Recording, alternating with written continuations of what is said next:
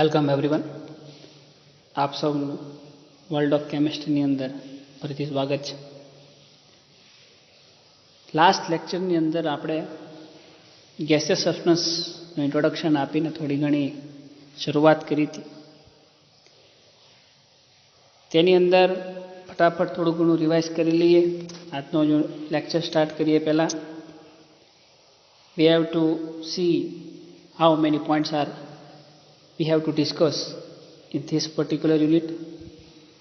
Then after state of matter, દ્રવ્યની અવસ્થાઓ અથવા nature of matter, દ્રવ્યનો સ્વભાવ, એના વિશે વાત કરી હતી કે દ્રવ્યની મૂળભૂત ત્રણ અવસ્થાઓ ઘન, પ્રવાહી, વાયુ.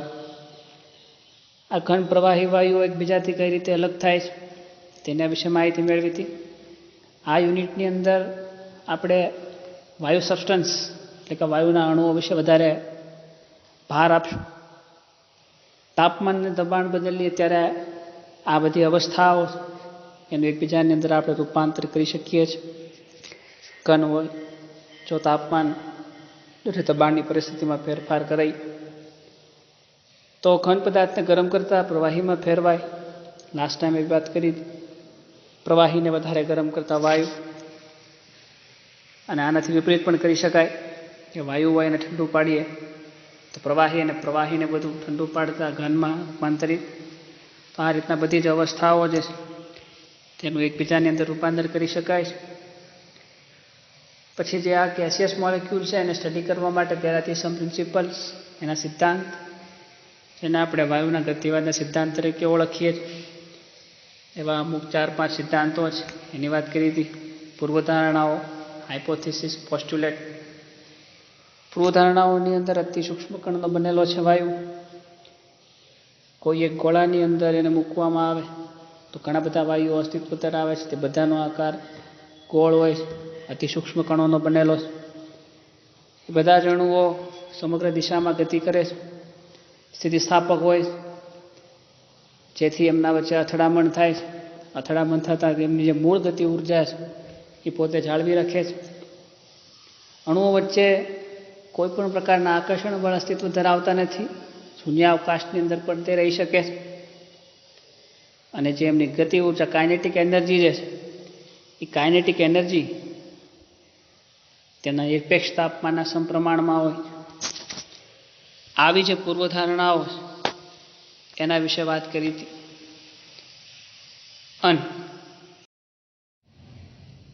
હવે વાયુના ગતિવાદની પૂર્વધારણાઓની યથાર્થતા, જે આપણે આગળ 7 જેટલી પૂર્વધારણાઓ છે, એ પૂર્વધારણાઓની યથાર્થતા એટલે કે સાબિતી શું? આજે મેઘરાજા મહુવાની અંદર એટલે આગમન તો થઈ જ ગયું હતું ઘણા દિવસથી, પણ આજે બહુ જ વરસી રહ્યા છે. એટલે આજના લેક્ચરની અંદર થોડો ઘણો વરસાદ અને પાણીનો અવાજ તમને આવશે, માફ કરજો એની માટે. પણ એમાં આપણે કંઈ કરી શકીએ એમ નથી. ખેર, એનું કામ કરે, આપણે આપણું કામ કરીએ. પૂર્વધારણાઓની સાબિતી, યથાર્થતા. પહેલો જ પોઈન્ટ છે જે પહેલી જ પોસ્ટ્યુલેટને પ્રૂવ કરે છે, એવું કહી શકો કે જસ્ટિફાય કરે. Justification of those postulate which were given by some different scientist. જુદા જુદા વૈજ્ઞાનિકો દ્વારા જે કંઈ પૂર્વધારણાઓ દેવામાં આવી એમની સાબિતી આપણે અહીં જોવાની છે. ત્યારે પહેલી પૂર્વધારણા એની યથાર્થતામાં એવું કહે છે, ફર્સ્ટ પોસ્ટ્યુલેટ, કે જે વાયુઓના અણુઓ જે છે એ અતિ સૂક્ષ્મ કણોના બનેલા હોય એવું આપણે કીધું. એના માટે વાયુના અણુઓ ખૂબ જ દબનીય હોય છે, એટલે કે દબાણ વધતા તેઓ એકબીજાની નજીક આવે છે. આ બાબત તો જ શક્ય બને જો વાયુના અણુઓ વચ્ચે ઘણી મોટી જગ્યા હોય. અને આ બાબત જે છે એ પૂર્વધારણા 1 અને 2 ને સમર્થન આપે. એનો મતલબ કોઈ એક બલૂન છે એની અંદર આપણે જ્યારે હવા ભરીએ છીએ, હવા ભરીને જ્યારે આપણે બધાનો રેગ્યુલર અનુભવ હશે, જ્યારે આપણે માર્કેટમાંથી આપણે આટું આઈ થિંક નાના હશું ત્યારે આવું વેન કર્યું જ છે, ફુગા લેવાનું. એની અંદર જ્યારે આપણે હવા ફ્લો કરીએ છીએ એટલે કે એને જ્યારે ભરીએ છીએ ત્યારે તે એના આકાર પ્રમાણે ફૂલાય છે. પછી જ્યારે આપણે એને એક વખત ફૂલાઈ ગયા પછી પાછળથી ગાંઠ મારીને જો દબાવીએ તો એ ફૂગો દબાય પણ છે. તો આવું તો જ શક્ય બને કે જે બધા વાયુના અણુઓ જે છે એની વચ્ચે જગ્યા હોય. કોઈ એક ઘન દાખલા તરીકે ડસ્ટર છે, ડસ્ટરના લાકડાનું હોય, ડસ્ટરને આપણે દબાવીએ તો દબાય નહીં, ઓબ્વિયસલી વાત છે.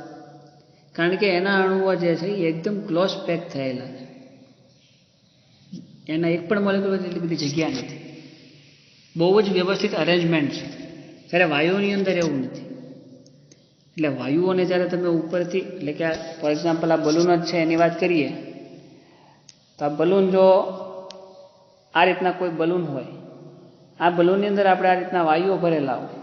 હવે તમે જો આને ઉપરથી પ્રેસ કરો એટલે કે તમે દબાવો તો એ દાખલા તરીકે કંઈક આવું રૂપ ધારણ કરશે. આ રીતના ફોર એક્ઝામ્પલ હેઠેથી ઉપરથી બે બાજુથી દબાવીએ તો આ રીતના. બટ વાયુના અણુઓ તો અંદર છે જ, પણ એ દબાઈ શકે છે. એટલે આપણે કીધું ને કે વાયુના અણુઓ જે છે એ ખૂબ જ દબનીય હોય છે. એટલે કે દબાણ વધતા તેઓ એકબીજાની નજીક આવે છે. એટલે પહેલાં એને મૂવ કરવા માટે, એટલે કે આ જે કંઈ પાત્ર જે છે એની અંદર ફરવા માટે એટલી બધી ઘણી બધી જગ્યા છે, પણ હવે એવું પોસિબલ નથી. હવે ખાલી એને આટલી જ જગ્યા રહે છે, આની અંદર મૂવ કરે છે. એટલે કે એનો મતલબ જ્યારે તમે એને પ્રેશર ઇન્ક્રીઝ કરો ત્યારે અણુઓ નજીક આવે છે. અને આવું ત્યારે જ શક્ય બને જો અણુઓ વચ્ચે ઘણી મોટી જગ્યા આવે. જેમ ડસ્ટરની મેં તમને વાત કરી, આ રીતના સોલિડ કોઈ એક ડસ્ટર છે, આ રીતનું ઘન પદાર્થ છે, ડસ્ટર ન કહેતા હાલો. આ ઘન પદાર્થના અણુઓ એકદમ એકબીજાની નજીક જ ક્લોઝ પેક રચનામાં ગોઠવાયેલા હોય છે, એમની વચ્ચે સહેજ પણ જગ્યા નથી. હવે તમે જ્યારે આને ઉપરથી પ્રેસ કરશો, ડસ્ટર આપણને ખબર છે ઘન પદાર્થનું બનેલું છે, વુડ, લાકડામાંથી, અને એ લાકડું જે છે એ ઘન છે. ત્યારે તમે દબાવશો, ઉપરથી પ્રેશરાઇઝ કરશો તો દબાશે. કેમ નહીં દબાય? એમના અણુઓ વચ્ચે એટલી બધી જગ્યા નથી. એટલે આ પહેલી પોસ્ટ્યુલેટ જે આપણે કહીએ છીએ એ આ છે. દેન બીજી પૂર્વધારણાઓ આપણે એવું કીધું હતું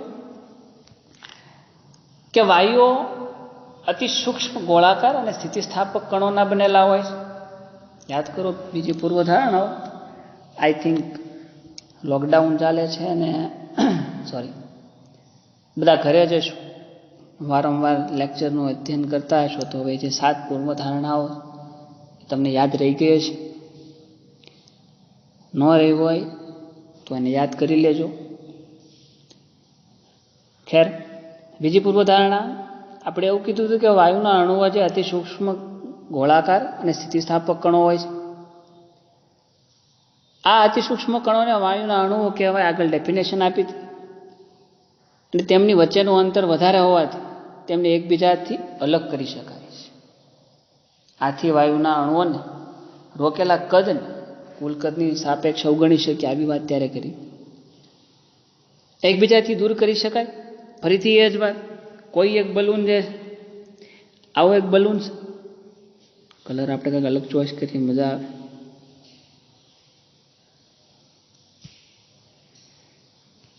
એની અંદર આ રીતના અહીંયા વાયુઓ ભરેલા છે. જેમ આને તમે દબાવશો, દબાણ આપશો એટલે એનો આકાર કંઈક આવો થઈ જશે, બદલાઈ જશે. એનો મતલબ જેમ વાયુના અણુઓ અડધા આ બાજુ અડધા આ બાજુ મૂવ થઈ જાય, એટલે આપણે એને સ્થાન બદલી શકીએ. એમની વચ્ચે અંતર વધારે છે, તેથી એમને એકબીજાથી અલગ કરી શકાય. બરોબર. ધેન ત્રીજી પૂર્વધારણામાં એવું કીધું વાયુના અણુઓ જુદા જુદા વેગથી સઘળી દિશામાં ગતિ કરે છે. તેથી અણુઓ એકબીજા સાથે પાત્રની દિવાલ સાથે પણ અથડાય છે. વાયુના અણુઓ જે છે એમની વચ્ચે ખૂબ જ જગ્યા રહેલી છે, એટલે તે પાત્રની અંદર ગમે ત્યાં મૂવ કરી શકે. આપણે પહેલા જ લેક્ચરની અંદર વાત કરી હતી કે ઘન પ્રવાહી, એમાં ઘન જે છે એના અણુઓ વ્યવસ્થિત ગોઠવાયેલા હોય, એટલે એનો ચોક્કસ આકાર અને કદ હોય છે. કદ પ્રવાહી અને વાયુઓનું પણ હોય છે, પણ એનો આકાર ફિક્સ નથી હોતો. એનો આકાર તમે જે આકારમાં એને ઢાળો એમાં ઢળી જાય છે. એક મોટા કન્ટેનરની અંદર પાણી ભરો તો એ કન્ટેનર જેવો આકાર ધારણ કરે. નાના એવા ગ્લાસની અંદર તમે પાણી ભરો તો એ રીતના એનો આકાર ધારણ કરે. એવું જ વાયુ એક મોટા હોલની અંદર તમે આઈડિયલ નોબલ ગેસીસ તરીકે દાખલા તરીકે નાઇટ્રોજન હિલિયમને અંદર સ્પ્રે કરો તો એ રીતનો આકાર ધારણ કરે. અને કોઈ એક નાના એવા ચોરસ ઘનની અંદર તમે વાયુને પસાર કરો જેની અંદર શૂન્યાવકાશ છે, એની અંદર બીજો એક પણ વાયુ નથી, એની અંદર તમે કોઈ એક નોબલ ગેસીસને એન્ટર કરો તો એ રીતનો આકાર ધારણ કરે. એટલે કે પ્રવાહી અને વાયુઓ આપણે જે આકાર આપવો એમાં ઢળી શકે છે. જ્યારે ઘનનું ચોક્કસ આકાર ફિક્સ હોય તો અહીંયા એવું જ કાંઈક છે. એક તો અણુઓ વચ્ચે ઘણી બધી જગ્યા એટલે સઘળી દિશામાં ગતિ કરે છે. અને એ ગતિને આપણે નામ આપ્યું હતું બ્રાઉનિયન મોશન. કારણ કે એવી ગતિ આપણને ક્યાં કલીલ કણોની અંદર જોવા મળે. સરફેસ કેમેસ્ટ્રી એટલે કે પૃષ્ઠ રસાયણની અંદર ભૂતકાળમાં તમે લોકો કલીલ વિશે વાત કરીએ છીએ. કલીલ કણો જે છે એ પણ વાયુની જેમ જ અતિ સૂક્ષ્મ કણો હોય છે. એને આપણે નરી આંખે નથી જોઈ શકતા, પણ સૂર્યપ્રકાશની હાજરીમાં અને તમે ટિંડાલ ઇફેક્ટ ને આ ઘણું બધું ભણ્યા હશો, એની અંદર કલીલ કણો જે છે એમની ગતિ બ્રાઉનિયન મોશન છે. બ્રાઉનિયન મોશન એટલે તે દિવસે પણ કીધું હતું બ્રાઉનિયન મોશન એટલે કે આમ ઝિગઝેગ પ્રકારની ગતિ. કલીલ કણો આ રીતના ઝિગઝેગ પ્રકારની ગતિ કરે. કેમ ઝિગઝેગ પ્રકારની ગતિ કરે? એક તો અણુઓ અતિ સૂક્ષ્મ છે એટલે હવામાં જ્યારે અથવા કોઈ એક પાત્રની અંદર એને ભરેલા છે, આ પાત્રની અંદર એ કણો ભરેલા હોય ત્યારે એકબીજા સાથે અથડાશે, પ્લસ આ પાત્રની દિવાલ સાથે પણ અથડાય. જ્યારે એકબીજા સાથે અથડાય પાત્રની દિવાલ સાથે અથડાય ત્યારે તેમનો માર્ગ બદલાઈ જાય છે. કોઈ એક કણ આ બાજુથી ગતિ કરતો, કોઈ એક કણ આ બાજુથી ગતિ કરતો. બે જ્યારે સામસામે એકબીજા સાથે અથડાય તો એવું બને કે આ આમ જઈ શકે અથવા આમ જઈ શકે, અથવા તો બે જ્યાંથી આવ્યા એ દિશામાં વિપરીત પણ જઈ શકે. ઇન શોર્ટ બેની ગતિ અને દિશા બે બદલાઈ જાય છે. એવું ત્યારે શક્ય બને જ્યારે તેઓ અતિ સૂક્ષ્મ કણો ના હોય અને પાત્રની અંદર ફ્રીલી મૂવ કરી શકતા હોય. તો એ જે થર્ડ પૂર્વધારણાઓ હતી એની સાબિતીમાં અહીંયા એવું કીધું છે કે વાયુમાં રહેલા સૂક્ષ્મ કણોને માઇક્રોસ્કોપથી જોતા તેઓ અસ્તવ્યસ્ત ગતિ કરતાં માલુમ પડે છે, જેને બ્રાઉનિયન ગતિ કહેવાય. આ બ્રાઉનિયન મોશનની વાત હમણાં આપણે કરી કે શિક્ષક પ્રકારની અથવા તો અસ્તવ્યસ્ત ગતિ. આ તો જસ્ટ ફોર એક્ઝામ્પલ છે કે આ રીતના, બાકી એ પણ આ રીતના પણ હોઈ શકે, કાંઈ પણ હોઈ શકે. બરાબર. તો આ બ્રાઉનિયન મોશન અસ્તવ્યસ્ત પ્રકારની ગતિ કરે છે. માઇક્રોસ્કોપથી ધ્યાન સમ સાયન્ટિસ્ટ વેર સી, અમુક વૈજ્ઞાનિકોએ જ્યારે જોયું હશે કોઈ એક વાયુની, કયા વાયુની તો આપણને ખ્યાલ નથી, પણ કોઈ એક વાયુનું જ્યારે એ લોકોએ સ્ટડી કર્યું હશે, એમના પાર્ટિકલ્સને જ્યારે માઇક્રોસ્કોપથી જોયા હશે ત્યારે એ લોકોને એવું થયું કે આ જે વાયુ છે એની મોશન કંઈક અસ્તવ્યસ્ત, જેને આપણે બ્રાઉનિયન ગતિવાળો કોન્સેપ્ટ આઈ થિંક તમારી બાયોલોજીની અંદર પણ આવે અને આપણે કેમેસ્ટ્રીની અંદર કલીલની અંદર કલીલ કણો, કલીલ પાર્ટિકલ્સ. ઓકે, તો આ છે થર્ડ પૂર્વધારણાઓની સાબિત. થર્ડ પોસ્ટુલેટ કે વાયુઓ જે છે એ અલગ અલગ દિશામાં ગતિ કરે છે, તેથી અણુઓ એકબીજા સાથે તથા પાત્રની દિવાલ સાથે અથડાય છે. ધેન ચોથી પૂર્વધારણા આપણી કંઈક એવી હતી, અણુઓએ સંપૂર્ણપણે સ્થિતિસ્થાપક હોવાથી અથડામણ દરમિયાન અણુઓ વચ્ચે ગતિ ઉર્જામાં વિનિમય થાય છે, પરંતુ કુલ ગતિ ઉર્જામાં કોઈ ફેરફાર થતો. સ્થિતિસ્થાપકતા કોને કહેવાય એના વિશે આપણે લાસ્ટ લેક્ચરમાં એ વાત કરી હતી. સ્થિતિસ્થાપક શબ્દનો ઉપયોગ ઘણી બધી જગ્યાએ થાય છે. એક તો ઇલેક્ટ્રોસ્ટેટિક એટ્રેક્શન એટલે કે વિદ્યુત સ્થિતિસ્થાપક એટ્રેક્શન, આઈ થિંક ગુજરાતી એવું થાય. બીજો આ સ્થિતિસ્થાપકતા એનો ઉપયોગ આપણે પોલિમરની અંદર પણ, પરફેક્ટ ઇલાસ્ટિસિટી, પોલિમરની અંદર પણ સ્થિતિસ્થાપકતાનો ગુણધર્મ હોય. સર પોલિમરની અંદર કઈ જગ્યાએ? તો લાસ્ટ લેક્ચરમાં જ્યારે મેં વાત કરી ત્યારે એવું કીધું સ્થિતિસ્થાપક એવો ગુણધર્મ છે કે કોઈ એક રબર બેન્ડ જે છે એ રબર બેન્ડને તમે જ્યારે સ્ટ્રેચ કરો અથવા તો એને તમે જ્યારે ખેંચો ત્યારે તે ખેંચાય છે, અને જ્યારે સ્ટ્રેચ અથવા તો ખેંચાણ તમે જ્યારે રિમૂવ કરો, દૂર કરો છો, ત્યારે તે પોતાની મૂળ અવસ્થા પ્રાપ્ત કરે છે. આને પણ સ્થિતિસ્થાપકતા કહેવાય. સ્પ્રિંગ પછી જે ઓલી આવે સ્પ્રિંગને તમે ખાલી દબાવી શકો, દબાવીને તમે જેવો મૂકો તો એ ઉછળે, એટલે પછી સ્થિતિસ્થાપકતાનો ગુણધર્મ એની અંદર લાગુ નથી, પાછા ન્યા ન લગાડે, બધી જગ્યાએ લાગુ ન પડે. તો આ છે સ્થિતિસ્થાપકતાનો ગુણધર્મ. હવે અહીંયા આપણે ગેસિયસ સ્ટડીઝની અંદર સ્થિતિસ્થાપકતાનો શબ્દ આવે તો એનો મતલબ કે વાયુના અણુઓ જે છે એ સંપૂર્ણપણે સ્થિતિસ્થાપક હોવાથી અથડામણ દરમિયાન અણુઓ વચ્ચે ગતિ ઉર્જામાં વિનિમય થાય છે. આવી કાંઈક ચોથી પૂર્વધારણા હતી, બરોબર. પણ કુલ ગતિ ઉર્જા જે છે એમાં કોઈ ફેરફાર પડતો નથી. તો ફરી એ જ એક્સપ્લેનેશન જે એ વખતે પણ આપ્યું. પૂર્વધારણાની યથાર્થતા શું કહે છે કે જો અથડામણો સ્થિતિસ્થાપક ન હોય, તો ધીસ ઇઝ ધી જસ્ટિફિકેશન. જસ્ટિફિકેશનની અંદર શાંતિથી મૂંઝવણ થઈને નહીં વાંચો. શું કહે છે કે જો અથડામણો સ્થિતિસ્થાપક ન હોય તો દરેક અથડામણમાં અણુની ગતિ ઉર્જા ઓછી થતી જાય છે, અને અથડામણની સંખ્યા મોટી હોવાથી કોઈ એક સમયે અણુની ગતિ ઉર્જા શૂન્ય થઈ જાય અને સ્થિર થઈ જાય. આવું ક્યારેય બનતું નથી. આજે આપણે વાત જે થાય છે કે ગતિ ઉર્જા જે છે એ શૂન્ય થઈ જાય અને સ્થિર થઈ જાય, એવું ક્યારેય બનતું નથી. આ બાબત જે છે એ 4 નંબરની પૂર્વધારણાને સમર્થન આપે છે. તો આ જે 4 નંબરની પૂર્વધારણા છે એનું જસ્ટિફિકેશન કે સ્થિતિસ્થાપક ન હોય તો શું થાય, કે વાયુના અણુઓ જે છે સ્થિતિસ્થાપક ન હોય તો શું થાય, પાત્રની દિવાલ સાથે અથડાઈને અથવા તો અથડાઈ જાય તો ત્યાં ડિસ્ટ્રોય થઈ જાય. 2 અણુઓ જ્યારે એકબીજા સાથે અથડાય પાર્ટિકલ્સના, ત્યારે શું થાય, એકબીજા સાથે જેવા અથડાય તરત જ ડિસ્ટ્રોય થઈ જાય. અને જો એવું થઈ જાય તો આખો વાયુ જે છે એ મૂવ કરી શકે નહીં, અને જો વાયુ મૂવ કરી શકે નહીં તો તેને વાયુ ન કહેવાય, એને આપણે પ્રવાહી અથવા ઘરની અંદર કન્સિડર કરવો પડે. પણ એવું અહીંયા જોવા મળતું નથી. એટલે જ અહીંયા કીધું કે આ જે અથડામણ જે છે એ અથડામણ જો સ્થિતિસ્થાપક ન હોય તો અણુઓની ગતિ ઉર્જા ઓછી થતી જાય. ઓબ્વિયસલી વાત છે. માની લો કે કોઈ એક પાર્ટિકલ્સ જે છે એ આ દિશામાં અને બીજો પાર્ટિકલ જે છે એ આ દિશામાંથી આવે. જેવા એકબીજા સાથે અથડાશે, જેવા અથડાય એવા જ ત્યાં ડિસ્ટ્રોય થઈ જાય. જરા વાત બરોબર સમજાણી નહીં? સમજાવ.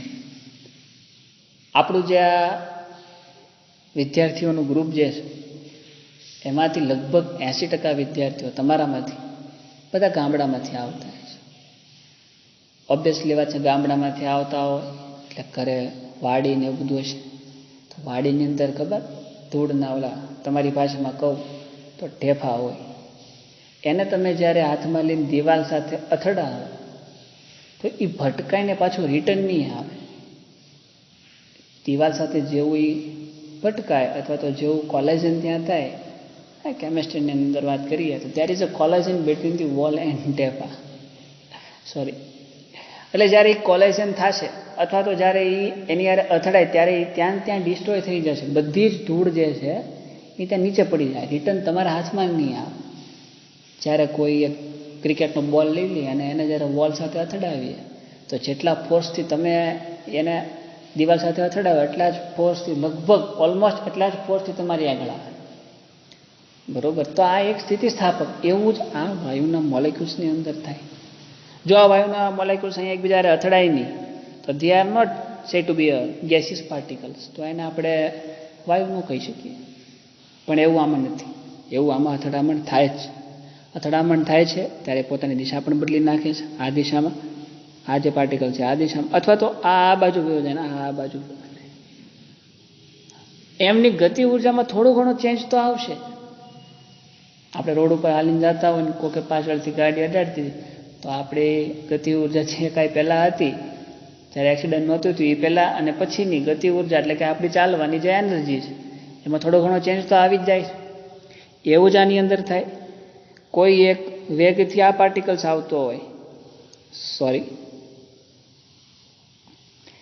કોઈ એક વેગથી આ પાર્ટિકલ આવતો હોય અને કોઈ એક વેગથી આ પાર્ટિકલ આવતો, આ 2 પાર્ટિકલ જ્યારે એકબીજા સાથે અથડાય તો ઓબ્વિયસલી વાત છે બેની ઉર્જામાં થોડો ઘણો ચેન્જ આવશે. શરૂઆતની જે કાંઈ ગતિ ઉર્જા અહીંથી અહીંયા સુધીની હશે, અહીંથી અહીંયા સુધીની હશે, એમાં થોડો ઘણો ચેન્જ કાં વધશે કાં ઘટશે, બેમાંથી એક વસ્તુ થશે. પણ ટોટલ એનર્જી ઓફ સિસ્ટમ એટલે કે પ્રણાલી, એટલે કે જે પાત્રની અંદર એને ભરેલા છે આ બધા વાયુઓ, એની અંદર એમની જે ટોટલ જે કાઇનેટિક એનર્જી છે એની અંદર એક પણ પ્રકારનો ચેન્જ નહીં થાય. એવું લાસ્ટ ટાઈમે આપણે કીધું કે માની લો કે આ સબસ્ટન્સ જે છે આની કાઇનેટિક એનર્જી 10 યુનિટ છે અને આની કાઇનેટિક એનર્જી 30 યુનિટ છે.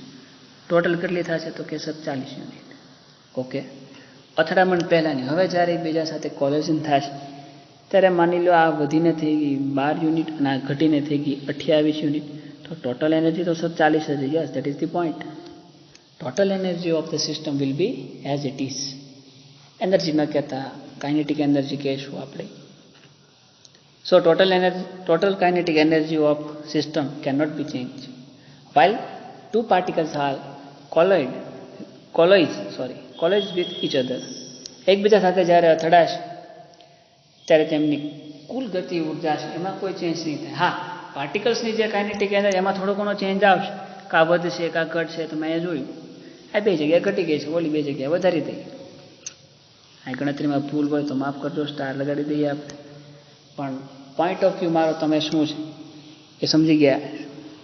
સો આ જે છે 4 નંબરની પૂર્વધારણાને સમર્થન આપે કે જો અથડામણ સ્થિતિસ્થાપક ન હોય તો ગતિ ઉર્જા ઓછી થતી જાય અને અથડામણની સંખ્યા મોટી હોવાથી કોઈ એક સમયની ગતિ ઉર્જા શૂન્ય થઈ જાય અને સ્થિર થઈ જાય છે.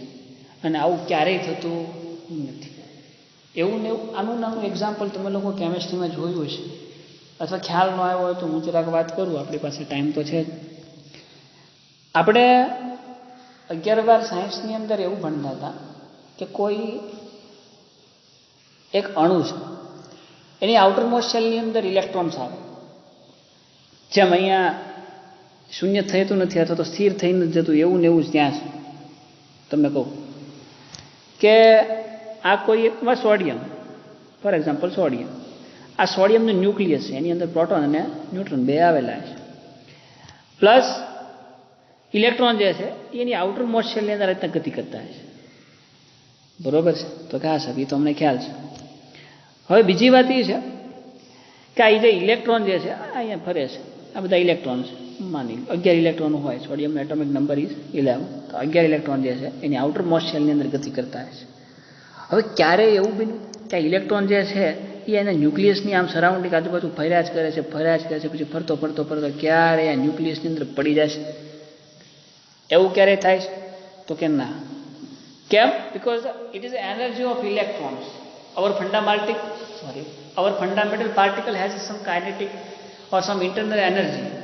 એને લીધે એ જે છે પાર્ટિકલ્સ આ ન્યુક્લિયસની અંદર કોઈ દિવસ પડી જતા નથી. કેમ પડી જતા નથી? આવું કેમ નથી થતું?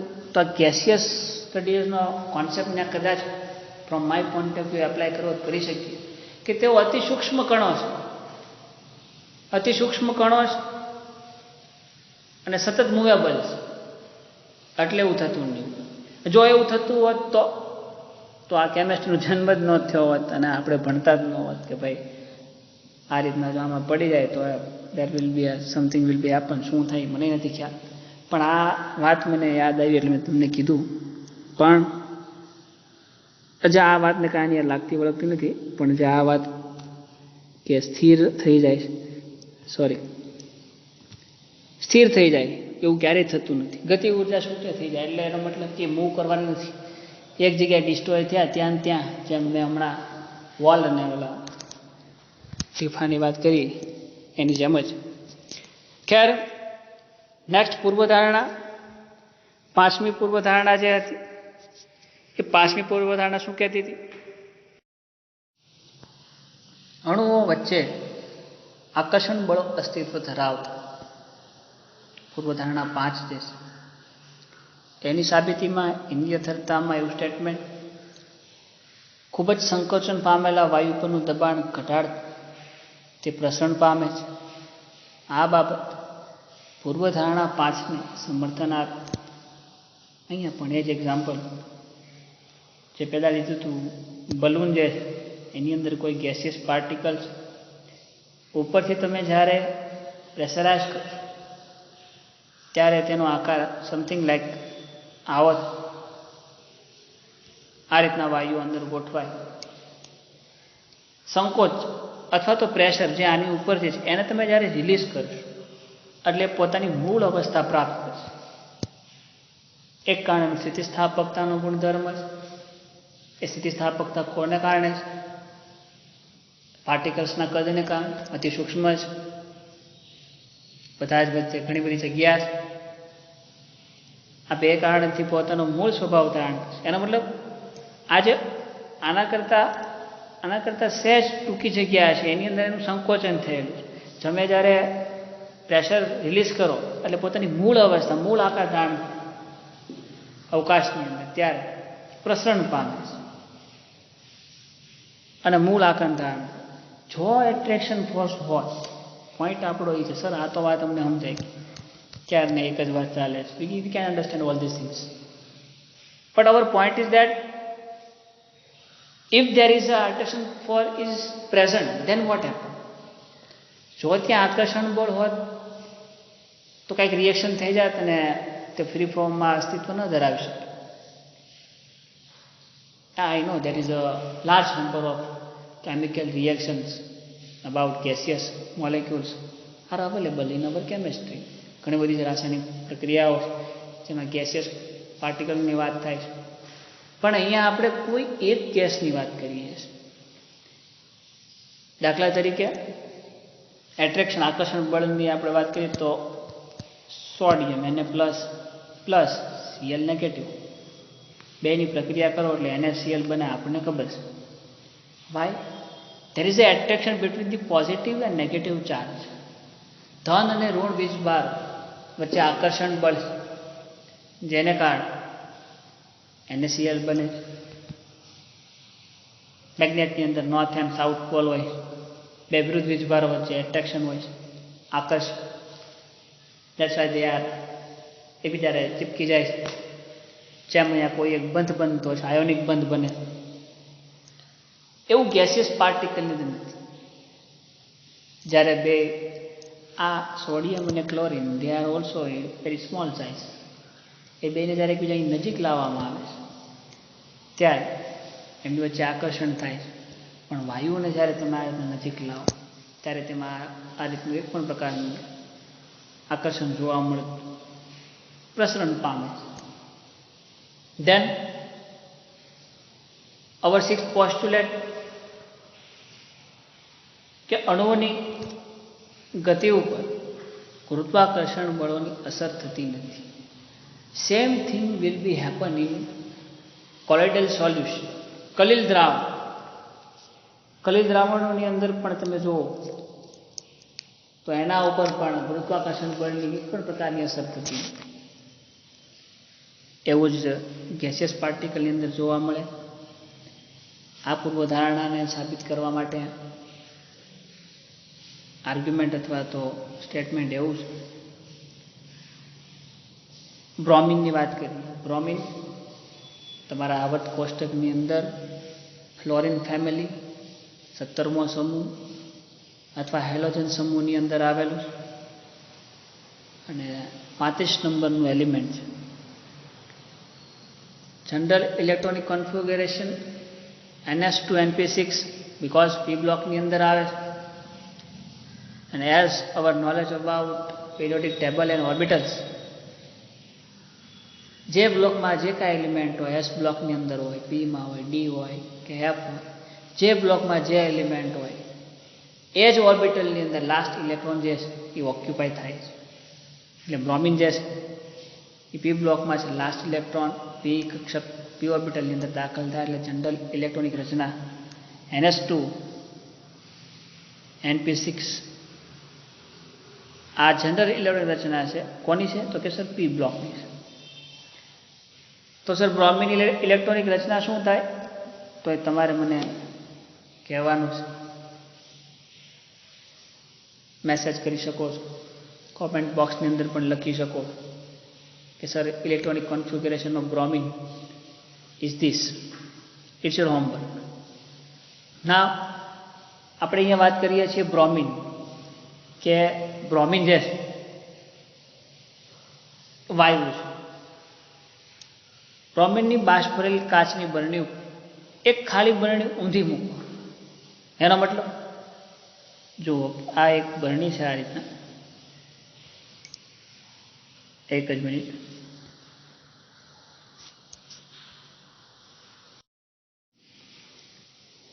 બ્રોમિનની બાષ્પ ભરેલી કાચની બરણી પર એક ખાલી બરણી ઊંધી મૂકવામાં આવે તો નીચેની બરણીમાંથી બ્રોમિનની બાષ્પ ઉપરની બરણીમાં દાખલ થતી જોવા મળે છે. એનો મતલબ કે આ એક બરણી છે, આ ઉપર છે માની લો. ડ્રોઈંગ તો આપણું બહુ સારું નથી પણ તમને સમજાઈ જાય. આ એક પાત્ર, આપણી ભાષામાં વાત કરીએ, આ એક બીજું પાત્ર છે.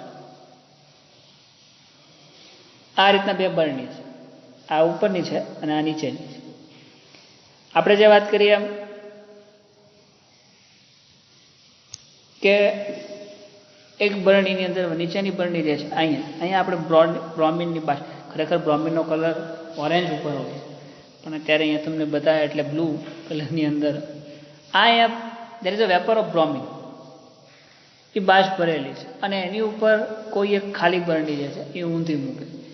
દેર is a no space between this two burners, this two system. આ બે પાત્રો વચ્ચે બીજા કોઈ પણ ગેસિયસ એન્ટર અથવા તો બહાર જઈ શકે એવી રચનાથી બેને એકબીજાની હારે ક્લોઝ પેક કરેલા છે.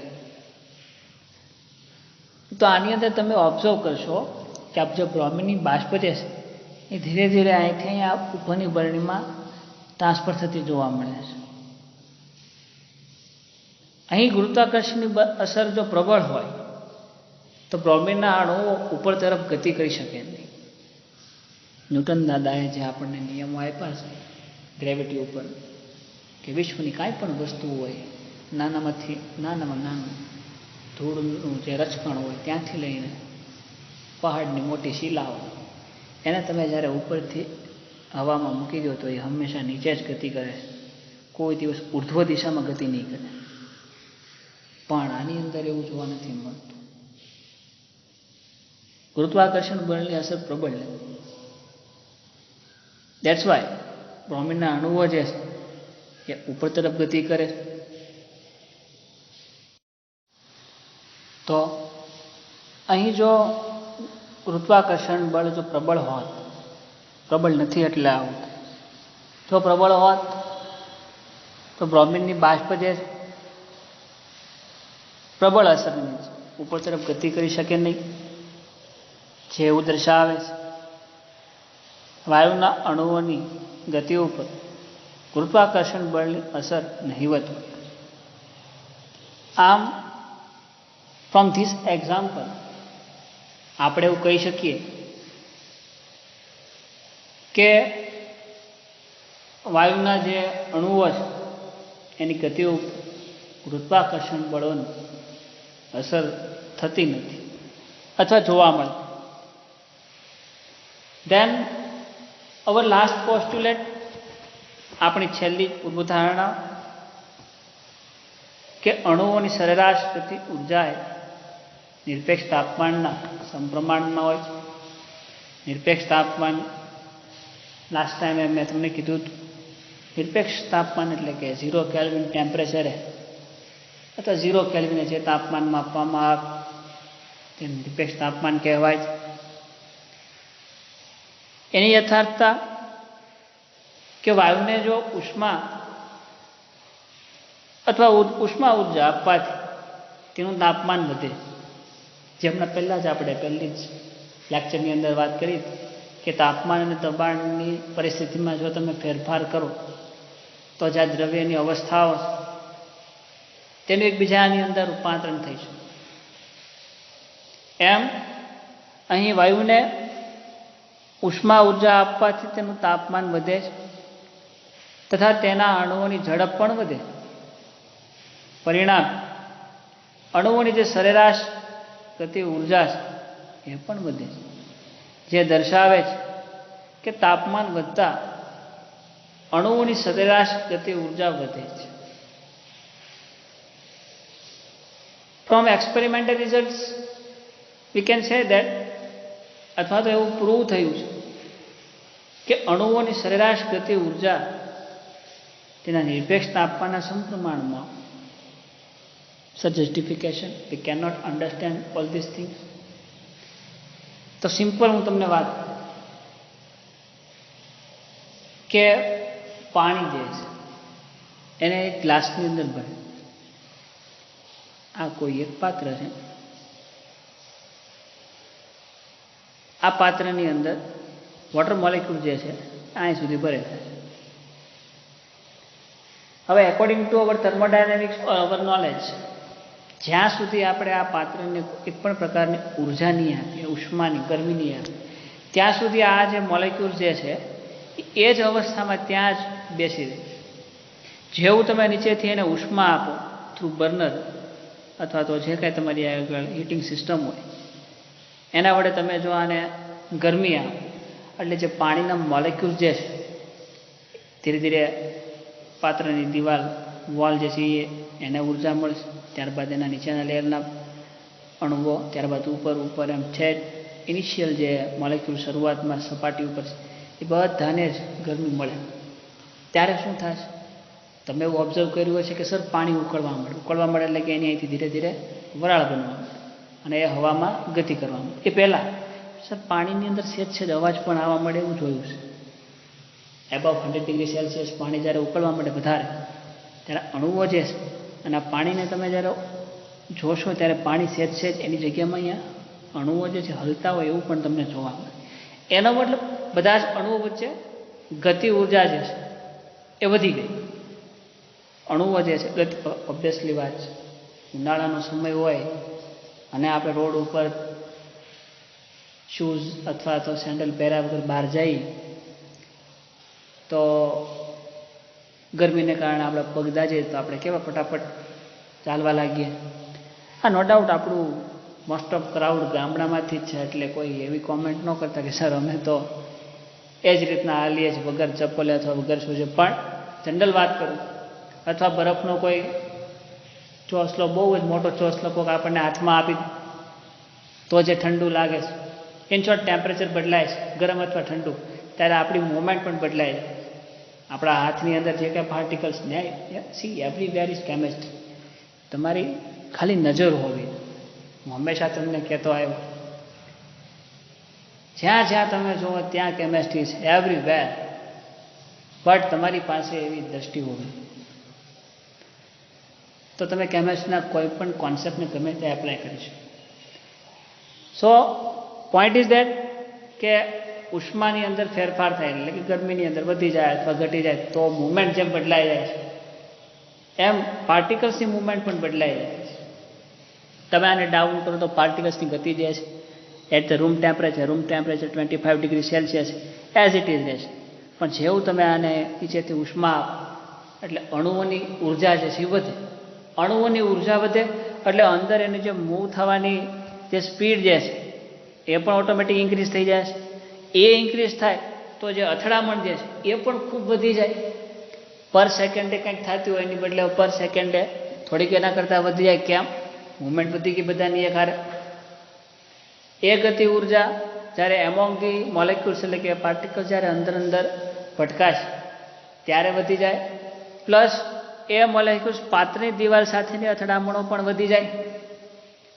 પરિણામ સરેરાશ ગતિ ઉર્જા ઓફ ઓલ સિસ્ટમ, આખા સિસ્ટમની જે કાઇનેટિક એનર્જી છે એ પણ અલ્ટિમેટલી વધી જાય છે. જે એવું દર્શાવે છે કે તાપમાન વધતા અણુઓની ગતિ ઉર્જા વધે છે. અને આવું પ્રેક્ટિકલી પણ પુરવાર. બીજું એક્ઝામ્પલ આનું મારે તમને દેવું હોય તો હું એવું કહીશ કે કોઈ એક પાત્ર છે એની અંદર તમે શુગર કહેતા ખાંડ, એને તમે જ્યારે ઓગાળો, અવારનવાર આ એક્ઝામ્પલ હું દોતે રહું છું કે આ ખાંડના મોલેક્યુલ્સ આપણી માટે તો એ મોલેક્યુલ જ છે, because we are the student of world of chemistry. તો આપણે જ્યાં જોઈએ ત્યાં આપણને મોલેક્યુલ્સ ને કેમેસ્ટ્રી પાર્ટિકલ્સ એવું જ દેખાવું. એટલે ખરેખર એ ખાંડ it is a part of our organic chemistry. તો આ ખાંડના જે કંઈ મોલેક્યુલ છે આની અંદર તમે કોલ્ડ વોટર એટલે કે ઠંડુ પાણી ભરો અને પછી એને તમે નીચે અંદર પોર કરીને ઓગાળો તો એમાં બહુ જ વાર લાગશે. એકોર્ડિંગ કમ્પેરિઝન ઓફ ધીસ, કોઈ એક બીજું પાત્ર લો એની અંદર તમે હોટ વોટર લો, ગરમ પાણી, અને પછી ખાંડના પાર્ટિકલ્સને તમે અંદર ડુબાડીને ઓગાળો તો કમ્પેરિઝન ધીસ આ જે છે ગરમ પાણીવાળું એ ઝડપથી ઓગળી જશે. કેમ? પાણી ગરમ છે, ખાંડના જે અણુઓ જે છે એને બ્રેક કરી નાખશે, કાંઈક ગતિ ઉર્જા વધી જાય ખાંડના મોલેક્યુલ્સ. તો same thing will be happen in gaseous particles. તો આ જે છે આ એક્ઝામ્પલ મેં પૂરેપૂરો જસ્ટિફિકેશન કરવાની ટ્રાય કરીશ. છતાં તમને કાંઈ ન સમજાય તો તમે મને ફરીથી પૂછી શકો છો. તો આ હતી આપણી આજની લેક્ચર્સ કે જેની અંદર we are discussing about justification of all the postulates of gaseous substance. વાયુના ગતિવાદની પૂર્વધારણાઓ એની યથાર્થતા વિશે આપણે વાત. From my side I try my best, and if you have any doubt, કાંઈ પણ ક્વેશ્ચન હોય તો જેમ લાસ્ટ ટાઈમ તમે મને પૂછ્યા થ્રુ મેસેજ પૂછી શકો છો. ટિલ ધેન કીપ રીડિંગ, વાંચો, બધું યાદ કરવાની ટ્રાય કરો. We will meet in next lecture. Thank you.